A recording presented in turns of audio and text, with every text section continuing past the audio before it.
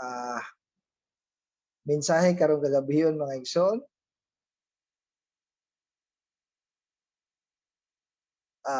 Nagapadayon ko sa mensahe diri sa ikaduhang Korinto gihapon mga igsoon. 5:16 paingon sa 18 mga igsoon. Apan sa dili pa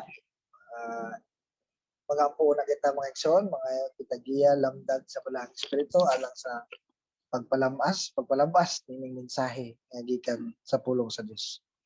O Dios amahan namo nga labing gamhanan, Lord God, padayon kami magadayeg sa imong pagkamaayo.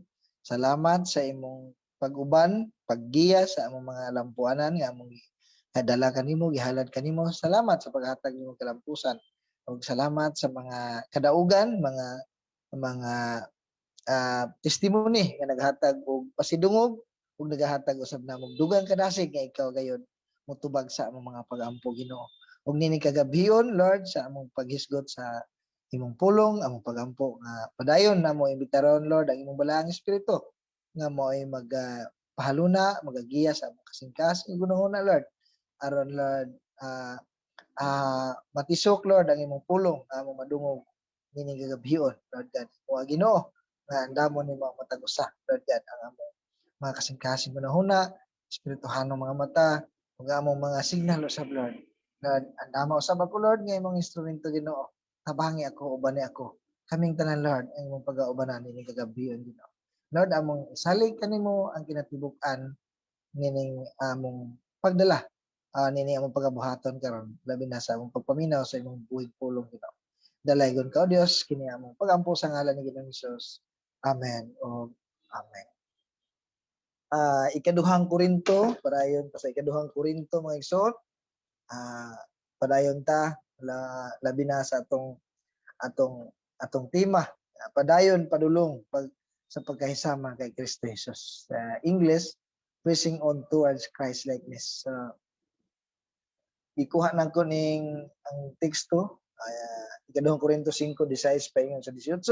Akong pagabasahon mga igsoon. Ingon nganhi, tungod niini wala gayud kami kawadti kadasig. Bisag nag-anam kahugok ang among lawas, ang among espiritu gilig-on adlaw-adlaw. Ug kining gamay ug lumalabay nga kalisdanan among giantos naghatag ka namong labihan kadako ug walay katapusang himaya nga labaw kaayo kaysa mga kalisdanan. Sa verse 18, kay wala kami magtan-aw sa mga butang nga makita, kundili sa mga butang nga dili makita. Kaya ang mga butang nga makita dili mulungtad og dugay, apan ang mga butang nga dili makita walay katapusan. Sa aging review sa atong mga message ni Agi mga igsoon, gidiri ra ito gikuha sa ikaduhang Korinto. Unang title na to, ligong pagtimbayayong uban sa Dios. Dahil ang ikaduha, ligong pundasyon makapadayon ug karon ang atong ikatulo nga mensahe sa ikaduhang Korinto 5, 16 paingon sa 18, tutok sa gilauman. Sa tutok ta sa gilauman o sa unang punto na to aron magpabiling madasigon. So sa verse 16 ingon nganhi, tungod nini wala gayud kami kawadti kadasig. So kung atong subayon ang context nini mga igsoon, wala sila mawadti kadasig kay naa tungod sa ilang gilauman nga aduna gayud pagkabanhaw ug makauban ang presensya sa Dios. Muna mga igsoon, sa verse 14 nato na makita dayon sa verse 15 nga ang ilang gibuhat alang sa magakadaghan, magadugang nga maghatag kahimayaan sa Dios. Mo nang ang ilang kadasig wala gyud mawala mga igsoon. Mao nga bisan nag-anam nagkahugo ang ilang mga lawas pero ang ilang espiritu gilig-on adlaw-adlaw. Nakatutok sila sa ilang gilauman. Didto sila migunit, didto sila mihawid nga banhawon sila. Ug nga ang ilang gibuhat ug ang ilang pagkinabuhi para sa kahimayaan sa Dios. Mao nga nagpabilin gyapon ang ilang kadasig taliwala sa tanan mga igsoon. Bisag nagkahugo ang ilang lawas kay gisakit sila, gipaantos sa tanang paagi. naglibog apan wala nawad-an sa paglaom, gidagmalan sa makadaghan, gilutos, gaungaw pirmi ang ilang mga kinabuhi mga igsoon. Sa verse 10 mo na ilang nasinatian, mo nang mahugo gid ang ilang lawas, kay walay tarong pagkaon, walay tarong tulog, pirming pasakitan. So, grabe ang uncomfortable kayo ang ilang kahimtang mga igsoon. Ang ilang mga hunahuna, pirmi na lang siguro makaingon sila nga basin patyo na kita, basin katapusan na nato ni. Munang nagkahugo gyud ang ilang tawhanon nga lawas, ang ilang lawas nga huyang, pero ang ilang espiritu kanunay gilig-on adlaw-adlaw. So munang sa kuan pa, grabe ang ilang fighting spirit. Una mga igsoon kay naa ang balaang espiritu sa Dios nga gamhanan. So muna nakatutok sila sa ilang gilauman, muna nga nagpabilin silang madasigon. O sa ikaduha nato nga punto mga igsoon, kay gamay ug lumalabay lang ang tanang kalisdanan. Tutok sa gilauman kay gamay ug lumalabay lang ang tanang kalisdanan. Sa verse 17, ug kining gamay ug lumalabay nga kalisdanan nga among giantos, naghatag ka namog labihan kadako ug walay katapusang himaya nga labaw kaayo kaysa mga kalisdanan. Muna itong tanawan mga igsoon, labihan kadako, walay katapusan. Ang pag-iword labaw kaayo kaysa mga kalisdanan. Taliwala gyud mga igsoon sa ilang grabe nga kasakitan ng mga kalisdanan ug nahimong critical pirmi ang ilang sitwasyon apan gidasig sila, gilig-on sila nga kaning tanan gamay ug lumalabay lang mga igsoon nga sa ato usab application kanato nga unsa man ang atong mga kalisdanan giatubang itong mga kaigsunan nga madunggan nato sa ilang mga panghangyo, pangamuyo, nga mga pagampo, mga prayer request nga makaingon ta wala na paglaom mga igsoon. Kani nga word nga atong idasig, atong inumduman nga kining tanan gamay ug lumalabay lang. Dili ikakumpara, dili makakumpara sa labihan kadako, walay katapusang himaya nga labaw kaayo kaysa mga kalisdanan. Muna atong diha ta mo gunit, diha ta mo kuha og kadasig mga igsoon, kalig-on, paglaom nga kining tanan. I know nga kani gamay ug lumalabay lang. Bisan pag mayon ta 10 years, 5 years or pila ka years nga ang imong pag-antos. Pero kung sa sukdanan sa Ginoo, dili paghihapon ikikumpara sa labihan kadako ug labaw kaayo nga himaya puhon ang atong maangkon nga kita nga mga magtotoo nga nagalahutay diha sa atong pagduol diha sa Ginoo mga igsoon. Una mga igsoon, gidasig kita ani sila ug lahos kanato gihatag kini itong kadasig nga ang tanan gamay ug lumalabay lang nga kanang mga pag-antos nga atong nagian na sinapian. Tanan gyud ta moagi mga igsoon, tanan ta moagi ni anak. Walay makalikay ni anak mga igsoon. Labi na ang atong lawas madugta gid kini mga igsoon, madugta ug mamatay ug kung kita kinasing-kasing nga nagtuo nagdawat ni Ginoong Hesus, sigurado kung wala kita niining lawasa didto ta sa kiliran sa atong Dios mga igsoon. So muna ang atong isipon, angay natong hunaon nga gamay ug lumalabay lang kanang tanan aron mahupay ang sige natong kabalaka, sige natong kaguol sa sitwasyon nga atong giatubang. Gani mo kwanta nga mo makagmahay nga ba nga nganong ako may nakaingani nga sitwasyon ug nay mo advice ato mailman mo kay di man ta parehang nagian. So muna mga igsoon, muna atong balik-balikon nga kana gamay ug lumalabay ra ang tanang kalisdanan, layo ra kaayo na labaw kaayo ni ana ang atong gilauman mga igsoon. Human ni ana mga igsoon, ang mobanos ni ana ang atong gilauman nga labaw kaayo walay katapusang kahiyahay. Wala na pagkabugto mga igsoon. Tuloy-tuloy ang kasayahan. Kung sa kalibutan pa na sky is the limit didto, tuloy-tuloy na mga igsoon. labaw pa na sa unlimited ang atong mga tagamtaman mga igsoon. Panahon nga didto na kita sa kiliran sa atong Dios, didto na ta sa iyang gingharian.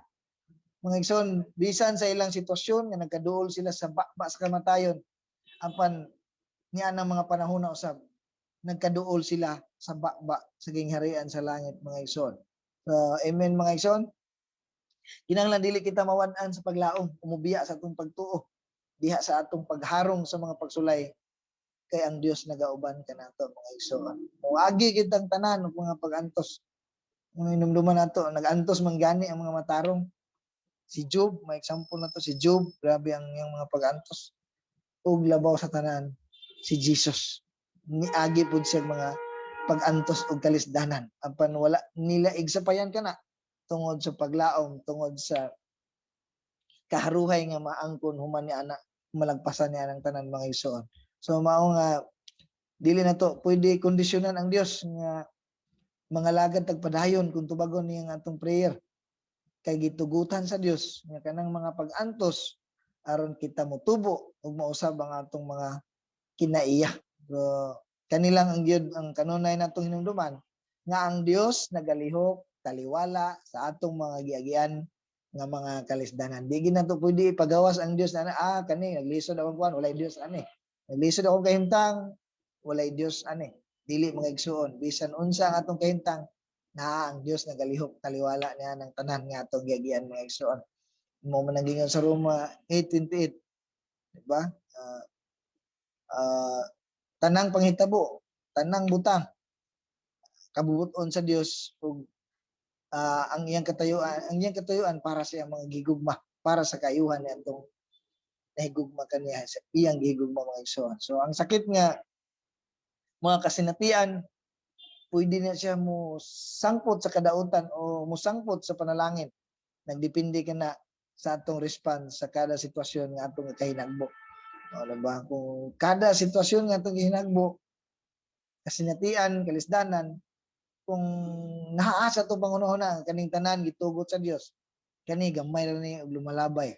So musangpot gayud kana sa panalangin apan kung lahi ang atong response, musamot kadautan ang atong dangatan mga igsoon.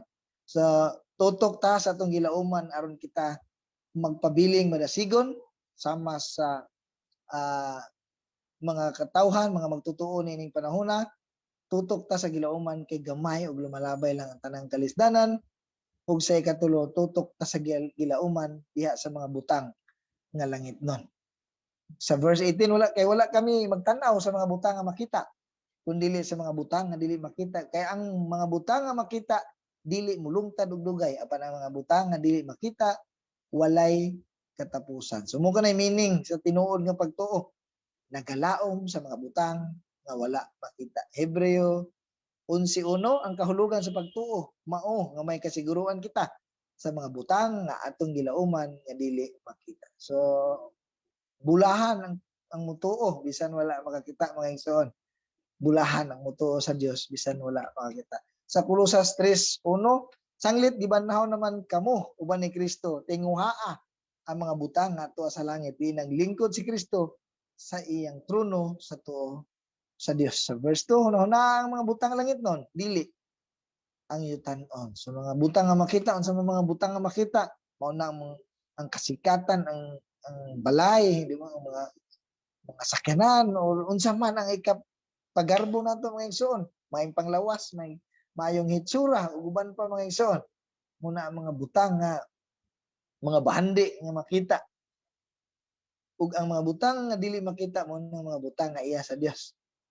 Ang iyang gisaan nga kinabuhing walay katapusan, ang ganti niya puhon sa mga matinud-anon nga mga alagad, ang iyang gingharian, ang langit, ang kalipay uban sa iyang presensya puhon mo ng mga butang nga wala pa nato makita. Apan kan kita kanang malaumon o malipayon nga nagpaabot niya ng panahon na. Karon pa lang wa pa nato na naabot pero nagatuo kita na nga naagi na siya. Naagi na siya. Ang Dios nga nag-ingon naagi na siya. Tinuod man ang Dios nga nagsulti na. Ang kasadya pohon, ang kaaligri pohon nga makauban na nato ang presensya sa Dios mga igsoon.